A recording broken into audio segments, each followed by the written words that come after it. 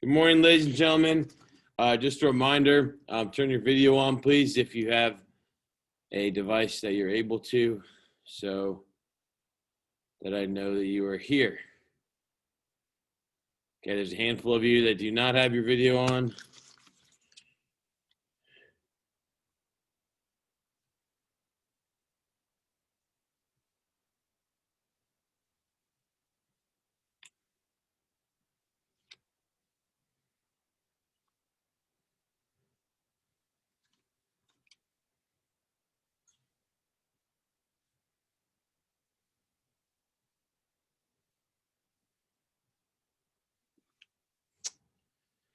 All right. We're going to get moving here. I'll probably give about 30 more seconds, and then we're going to start with a warm-up that you guys need to participate in. You don't need to write anything down, though. A bit of a review from yesterday.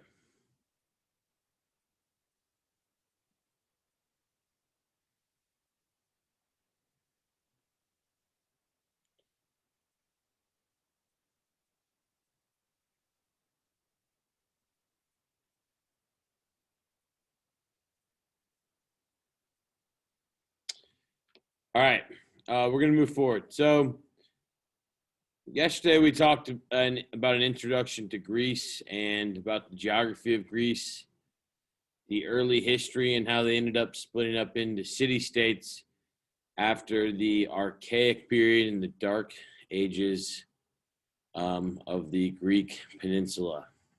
Okay, also known as the Peloponnesian Peninsula. Today, we're going to start off with a few pictures here. So here's what I want you guys to do. If you were here, I'd have you guys write these down in your warm-up. Instead, I just want you to try to describe what you see in the picture and how it pertained to what we talked about yesterday. If you want to participate in sharing your answer out loud, please don't say it. Just raise your hand using the participants button where it says hand raise, and then we'll unmute you and get you going. Okay? All right. Picture number one here. How does that pertain to what we talked about yesterday? That might be a particular vocabulary word. If somebody has a guess, go ahead and raise your hand. Okay, Zariah, you got your hand up. What do you think? Architecture, if I say it right. Yes, correct. Architecture. Good. Can anybody tell me what in particular that is? There was a name for that. It's in your vocabulary for the week that you need to know. Acropolis. Ethan, thank you. Make sure you raise your hand. Kanan, what were you gonna say? I was going to say Acropolis. Awesome. All right, so that is the Acropolis. That is in Athens, Greece. It's the most famous Acropolis. If you can tell, look how much stone was moved on top of this rocky hill already to create the fortified hilltop. Okay, awesome. All right, let's go to picture number two then.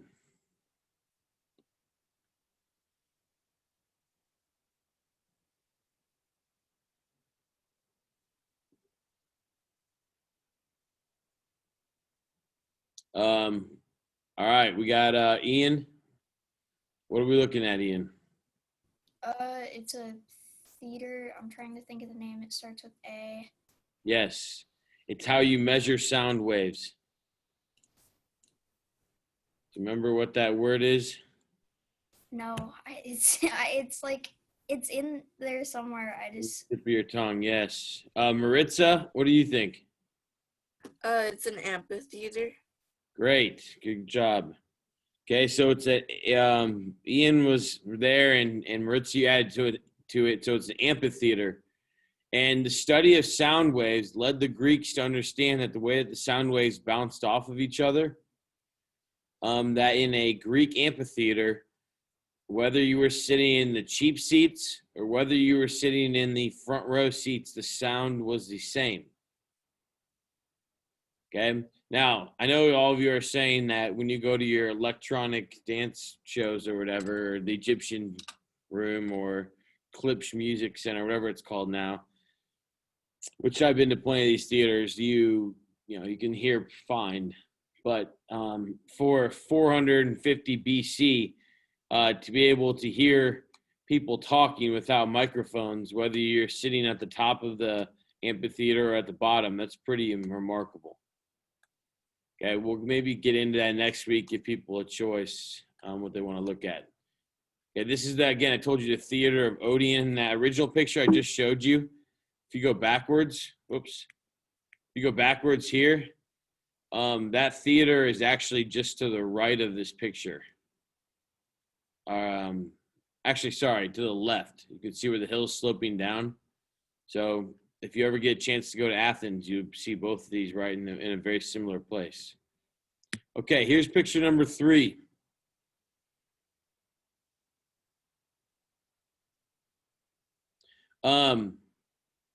You got to probably look at the entire picture. And obviously, I've got the flag of Greece in the foreground here. But what do you think this is telling us about what we talked about yesterday? How is this? Maybe this isn't a direct vocabulary term, but more of an idea of the physical geography of Greece.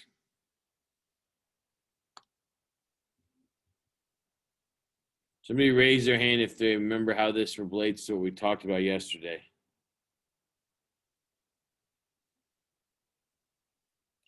All right, Kanan, go ahead. Like city-states, maybe? Or... There's one. Good. So the creation of city-states, because you can see the mountains in the background. You can see the water in the foreground. And so this little area between the mountains and the water is going to provide a small valley for the rise of city-states. Good. Davion, what do you think? How they were small and close together. Okay. Good. How they were close together due to the physical geography. Yeah, good answer. Anybody else?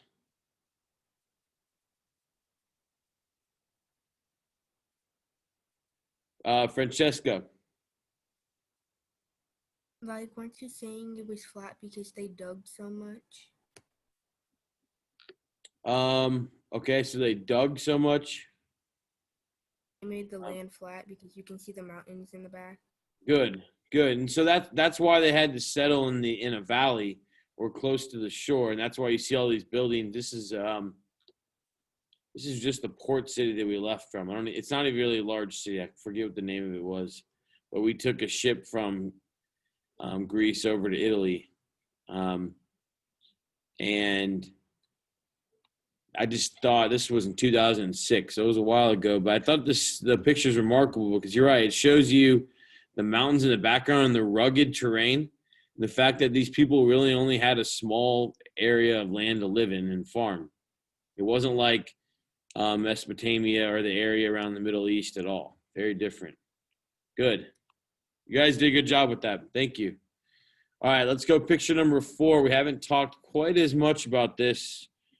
Hopefully we'll have time to look at it maybe tomorrow as our intro or our warm-up. Actually, I'm going to have you look at it here in a second. So if you can explain this one, take a shot at it. All right, Ian, what do you think? it's pillars. Like Pillars, okay? That's good. That's one way to say it. Ethan, you raised your hand 6 times. Yeah, basically what he said, pillars. Let's try. Okay, we got pillars twice.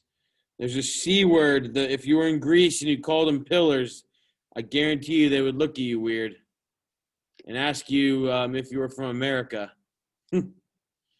The Greeks are very, very well known for their. Let's go to Amaya Murray. Columns. There you go. So these are Greek columns. All right. There are 3 orders, 3 kinds of Greek columns. They are pillars. And yeah, we have a lot of pillars that we use to build today. But we also make those pillars a lot fancier when we turn them into columns. And so this column right here, this is the earliest form of column. This is called the Ionic column. There are 3 types of columns: Ionic, Doric, and Corinthian. Okay, the Doric column was the one that had the scrolls on the top right here. And then the Ionic column is this one right here, which is the most basic on the top and the bottom.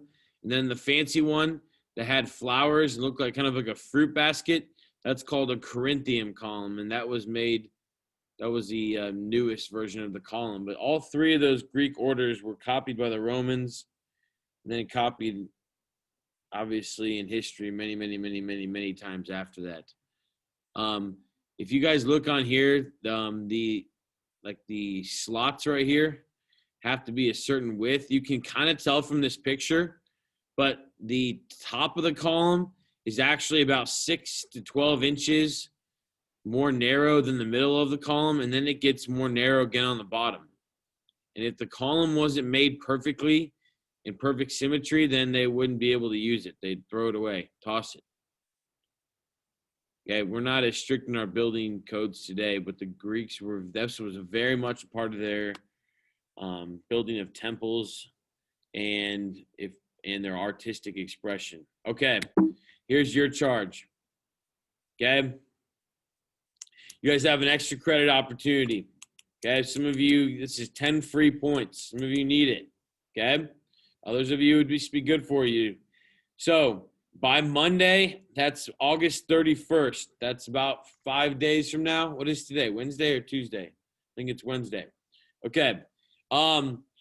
You need to take a picture of yourself in front of a Greek or Roman column. There are lots of them around. You just need to be creative. This past weekend, I took my kids to get their 1-year-old pictures. They wouldn't smile because we didn't know that they were sick at that time. Blah, blah. That wasn't fun. But we took them to Holiday Park. Okay. I think it's around, 72nd Street or so, or 68th Street and Spring Mill. There are definitely columns in Holiday Park. There are a lot of buildings that have columns on it. So you're going to take a picture with yourself in it. It might be a selfie. It might be someone helping you take a picture. You don't have to print it off, okay? You just need to email it or message it to me, and you have to be in the picture. I will print it off. I'll put it up around my room, so then when you guys come back, you and your column will be in that picture, and you get 10 points extra credit, okay? I do this every year. Sometimes I get 0 people to participate. Sometimes I get 20. It just depends, okay?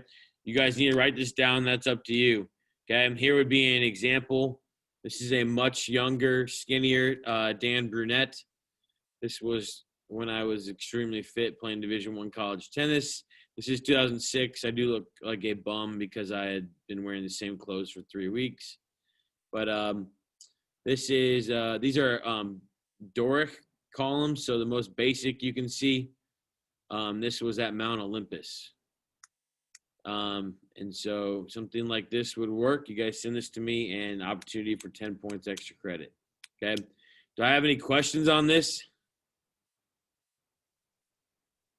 Okay. If we have like a pillar in front of our house, can we just use that? Oh, Luke, you used the P word again, huh? I mean columns. A column. Okay. Yeah. If it's, depends on what kind of column it is. If it's a Doric, Ionic, or Corinthian column, then yes, sir.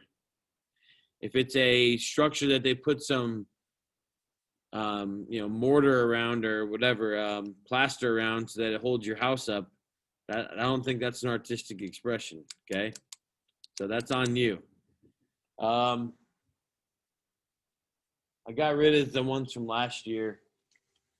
But yeah, I'm looking over at my wall. I definitely have some from people's houses over here, or different buildings around Indianapolis, or people that went to Washington, D.C., or downtown Indianapolis. There's quite a few.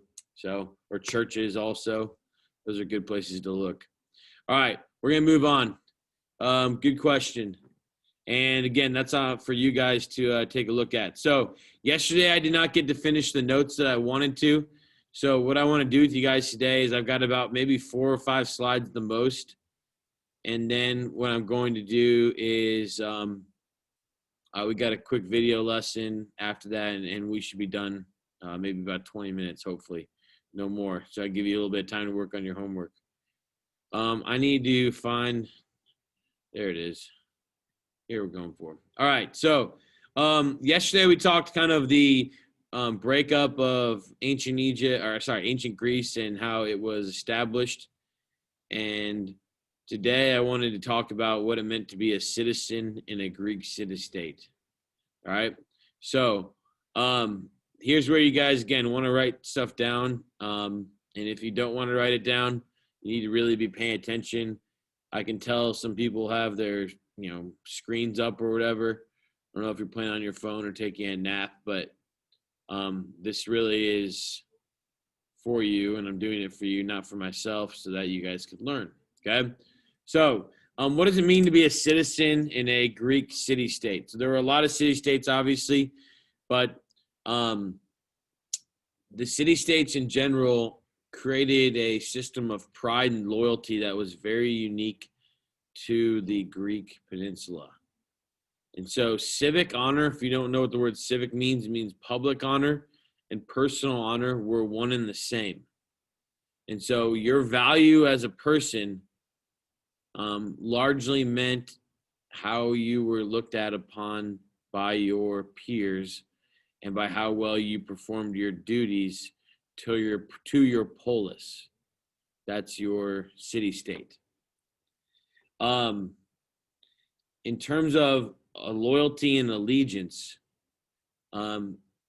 unlike really today where we value different opinions, or we're meant to, the Greeks did value different opinions, but at the end of the day, the protection of their personal city-state went above and beyond anything else. And so there were debates, there were discussions, there were votes at certain times, but what most important thing was what were you doing to protect your city-state and make sure that it was better than the other city-states? It was competition. Now, the funny thing about that competition was all of these city-states had some common characteristics. Okay, we might have touched on this yesterday. Okay, they all developed a common language pattern and a written and spoken language. Okay, which would turn into the Greek alphabet. Today, probably the only reason you would learn the Greek alphabet is if you join a fraternity or sorority. They still make you memorize the Greek alphabet, or if you are going to go into like religious studies and Christianity, you're going to learn Greek because that's what the New Testament was written in originally. Okay, but the Olympic Games, similar gods and mythological creation stories, all these city-states had in common. Okay, now most of these city-states had a similar power structure. At the top were the nobles and the aristocrats, and these people had served honorably in the army for a certain period of time. In Athens, basically between the ages of 18 to 30, you had to serve in the Navy and in the Army, and you had to not die. Okay, I know that sounds like common sense, but you had to be able to serve and live and not act like a coward. And then at the age of 30, you could become part of the aristocracy. In Sparta, different city state, you had to serve honorably to the age of like 50 or 60. I can't remember off the top of my head what it was. But when war was pretty common, it was not that easy to live that long. Okay. So the noble and the aristocracy owned land. And then by the 600s BC, the role of what's called the hoplite soldier, again, these are people that served honorably, they started to want to have rule. And so it wasn't just landowners, but it was landowners that had also served their polis honorably as participants in the military, maybe the cavalry, or if they were foot soldiers, the hoplites, that's more like Spartans. And then the Athenians, again, the Navy. By around 500 BC, the Greeks coined the term tyrant. You guys have probably heard of the word tyrant before. It's what I used to call my third grade baseball coach. Because every time we missed a ground ball, he would make us do push-ups or run a lap around the field. And I would want to scream at him, and I was pissed because I was a fat little kid. And I always thought he was just trying to ruin my life. And he probably was just trying to teach me discipline, but I didn't like it. So I called him a tyrant. And I would go home and complain every day to my dad. But what a tyrant really meant was somebody who had the support of the people and could kind of talk them into believing what they said. And they were the sole ruler because they controlled the military and the people. And so a tyrant in that form is going to be more like a monarch. You guys in 8th grade, if you had U.S. history last year, you probably heard that, King George III was a tyrant. Okay, or if you've seen Hamilton before, you probably know what I'm saying. Okay. Tyrant could be a ruler who takes too much power. Okay. Now, the rule of the tyrant kind of changed under a particular Athenian ruler by the name of Draco. Okay. And he started making laws that favored him and the people that supported him. And he was extremely harsh. And so there needed to be some type of way of checking the power of the person who is in rule. Some of you may have heard of the word draconian. If you ever hear the word draconian, it means that a law code is very strict and maybe old school or outdated. They call them draconian laws. So a lot of my tennis players right now think that we're being draconian in the rules that we're having for COVID. And they think I'm acting like a tyrant, but I'm just trying to make sure we have a tennis season and we don't get quarantined like the entire Garin Catholic athletic department yesterday had to do. Okay, but a lot of parents are saying, well, your rules are draconian. And I'm like, do you know that dates back to 500 BC in the, Athenian city-state? I don't really get into that. I just ignore them. Okay. But yes, that's where that came from. Draco's code and strict law codes that people didn't necessarily like. All right. So insert this whole idea that maybe the people should have some type of say in the government. And so in Athens around 594 BC, the years aren't really that important, but a tyrant by the name of Solon had a code which set principles and rules for governing and allowed people for the first time to actually have a say in their own government. Now, it wasn't perfect, okay? And when we hear the word democracy as citizens of the United States, a lot of times we get this warm, fuzzy feeling because we think, we're democratic, and, Russia and China are not. Well, they are also democratic, just they have different forms of democracy. Okay, we are a democratic republic. We'll get into that in a second. Okay. Now this first real constitution or guarantee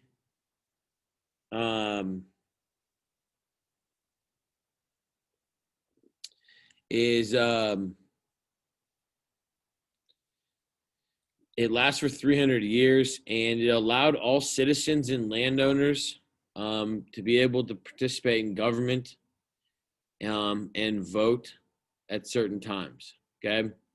But because it had the caveat that you had to be a landowner, obviously, it limited the power of the most wealthy and it put the power in the hands of more people. But it's not like slaves got to vote, women didn't get to vote, poor men who were maybe they had jobs like they paved the streets or they built the walls, they were not going to be able to vote. Okay. All right. So that was Solon's Code around 508 BC. And again, this is how this will be used by a lot of politicians and legislative bodies. That means people who make laws after this. All right. So when technically everybody gets a say, like everybody gets a say in the government, that's called a direct democracy. Okay. We don't have a direct democracy in the United States. Not very often. Sometimes we get to vote on initiatives or what's called like referendums. Like in May, your parents, if they voted, they got to vote for a referendum for Washington Township if they wanted to raise their tax payments in order to help the school, have more money for the school and build new stuff. That's direct democracy. But typically we just elect people who make decisions for us. And then we put our faith in particular individuals. That's called a republic, okay, where we have representatives who make decisions for us. Athens was considered a direct democracy, okay? Lastly, then, we'll get into this in a second, really was an oligarchy, which means rule by less than 20% of the people, okay? An oligarchy means rule by a few people or like way less than the majority. A democracy is supposed to mean for all people. What Athens really was an oligarchy because between 10 and 20% of the people actually got to vote. Okay. Rich male landowners. Okay. And we can see that continue in the United States. That tradition continued. And it wasn't until after World War I that women were allowed to vote. It wasn't until the 1960s that African Americans were given equal rights to vote, or supposed to have been given equal rights to vote, even though some states still put in laws that were not fair. So we see that democracy is not perfect, and that oligarchy was really what it was, even though they said it was democracy. Okay. I'm going to go ahead and skip this because this video is going to kind of cover this, and maybe we'll go back to it tomorrow, and I don't want to go the whole class period. So what I'm going to do is I'm going to try to find this, which I can.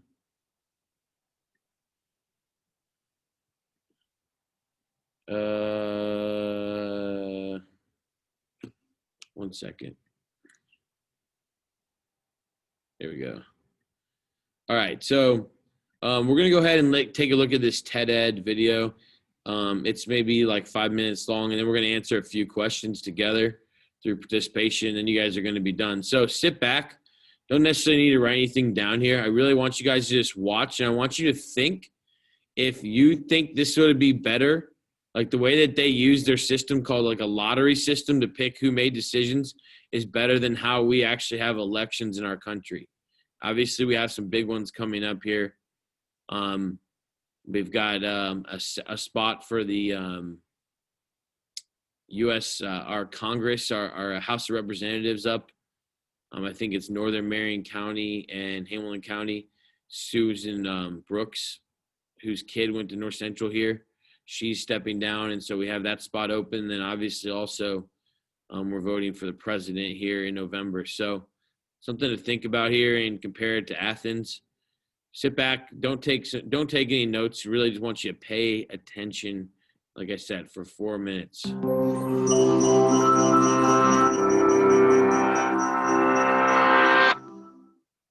Hey, congratulations! You've just won the lottery.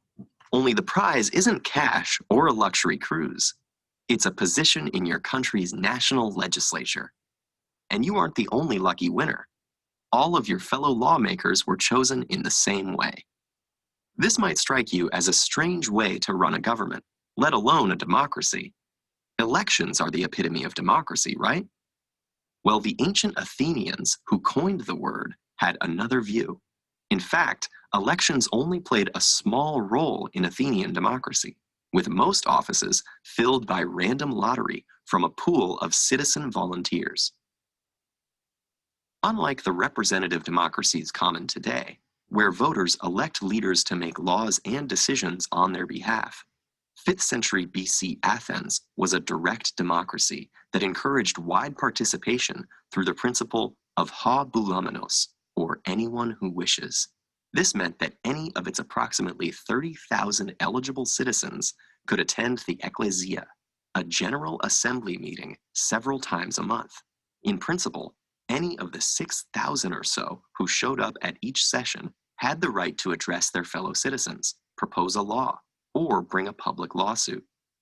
Of course, a crowd of 6,000 people trying to speak at the same time would not have made for effective government. So the Athenian system also relied on a 500-member governing council called the boule to set the agenda and evaluate proposals, in addition to hundreds of jurors and magistrates to handle legal matters. Rather than being elected or appointed, the people in these positions were chosen by lot. This process of randomized selection is known as sortition. The only positions filled by elections were those recognized as requiring expertise, such as generals. But these were considered aristocratic, meaning rule by the best, as opposed to democracies, rule by the many. How did this system come to be? Well, democracy arose in Athens after long periods of social and political tension, marked by conflict among nobles. Powers once restricted to elites, such as speaking in the assembly and having their votes counted, were expanded to ordinary citizens. And the ability of ordinary citizens to perform these tasks adequately became a central feature of the democratic ideology of Athens. Rather than a privilege, civic participation was the duty of all citizens, with sortition and strict term limits preventing governing classes or political parties from forming. By 21st century standards, Athenian rule by the many excluded an awful lot of people. Women, slaves, and foreigners were denied full citizenship. And when we filter out those too young to serve, the pool of eligible Athenians drops to only 10 to 20% of the overall population.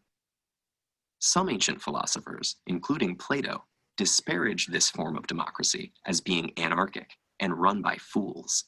But today, the word has such positive associations that vastly different regimes claim to embody it. At the same time, some share Plato's skepticism about the wisdom of crowds. Many modern democracies reconcile this conflict by having citizens elect those they consider qualified to legislate on their behalf.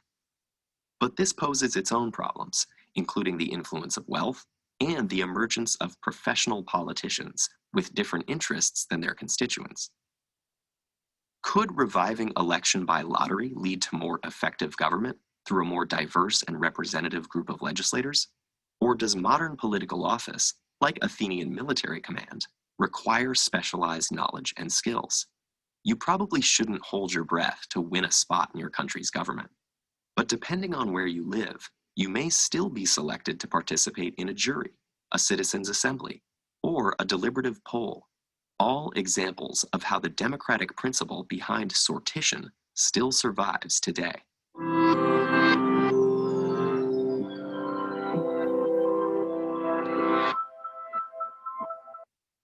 All right. So,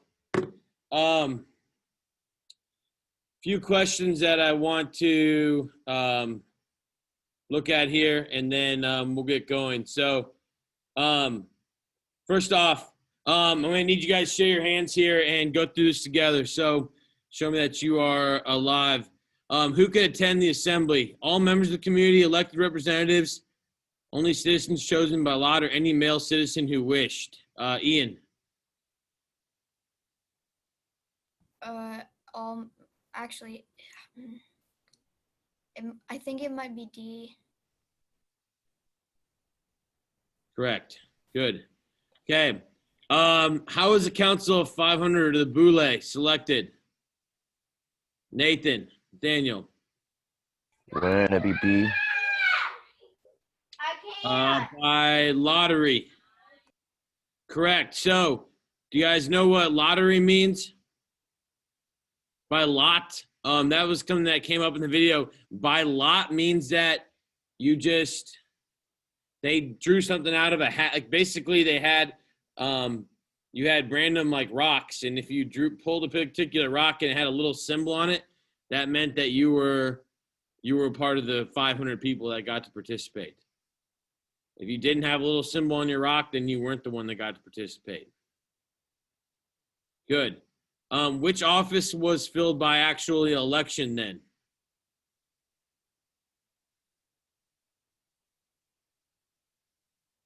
Luke. C. To be a military general. Correct. And if you were a bad military general, after your term was up, they could ostracize you and kick you out of the city-state. So you had some pressure to perform. Okay, who is eligible then to hold political office? Ethan. C, adult men. Okay, good. All right, and then what does the word democracy actually mean? Somebody different here. Kanan. Rule by many. Good. Rule by the many. Correct. All right, so let's think real quick.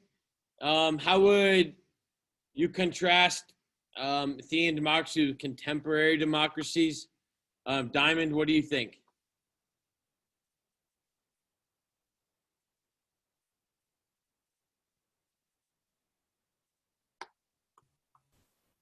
Oh, I accidentally hit it. Oh, that's okay. Anybody else? How would you compare the Athenian democracy to what we have today? Luke. It was like super random and like the people couldn't really elect. It would just be like whoever was lucky enough to get chosen. Yeah, it was instead of being elected. lucky or unlucky, however you looked at it. Everybody who was a male and a citizen, meaning they own land, could be called on at any time. So, do you think that they value? This is why the Athenians valued education, so that people were smart when they were chosen, okay, or when they were picked in the lottery.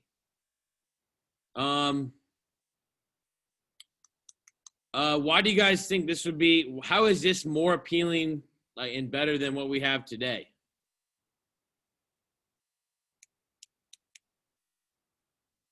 Ian? Well, I mean, in my opinion, the people in office now are deciding for our future, and they're gonna die by the time it actually affects us. So with this, there could be like a lot younger people in office, and it'd be random people. So there could be people who are actually thinking about the decisions they're making. Okay, good. What about the randomness? Wouldn't that mean that there would be more representation by more people, especially when how we consider citizens in our country? Francesca. As you were saying, it would be a lot more diverse probably, because still with us, it's mostly white old men in office, which is not always good because you don't get the other say in like other minorities or other genders, which we all think differently, and it doesn't really help that you only get one certain voice, in my opinion. But Correct. You also have the issue of that whole idea of the professional politician, that people are just getting paid to run for office and be a politician, and they're not necessarily doing it as a means to like give back to their country. They're doing it to make money. Ian. They also didn't have political parties, which honestly, political parties are kind of a scam because everybody focuses on the two main ones, and the two main ones might not be the best people to run it, and nobody looks at like the other parties, like the Green Party or just any of the other ones. Sure. So that's why the Athenian democracy would sound attractive. Okay. Good. All right, guys, we only have a couple minutes left. I want to say thank you. This was the conversation I wanted to have, and I think you guys started thinking that's what this is about. Okay. Good work today. One other thing I just want to remind you of. Okay, I'm going to show this to you because I had some people asking questions and they were confused. Don't know. Oh, here we go. Back. Okay, so this is due by 11:59 a.m. tomorrow. That's noon, essentially, tomorrow. This is your one assignment for this week. That is your course introduction. It's the only textbook reading you're going to do. This is the part of the textbook you need. This is the actual introduction to download, and then you're going to turn it here. This is the assignment, okay? All right, guys, I'm going to let you go to your next class. You can go to the bathroom and chill out for 5, 6 minutes, 7 minutes, okay? So I'm going to stop the share. It's under week 5 module. And if you have any questions, ask now. If not, thanks for your participation, guys. Enjoy your morning, okay? Kanan, get some coffee. or go do some push-ups. All right, thanks, guys. See ya.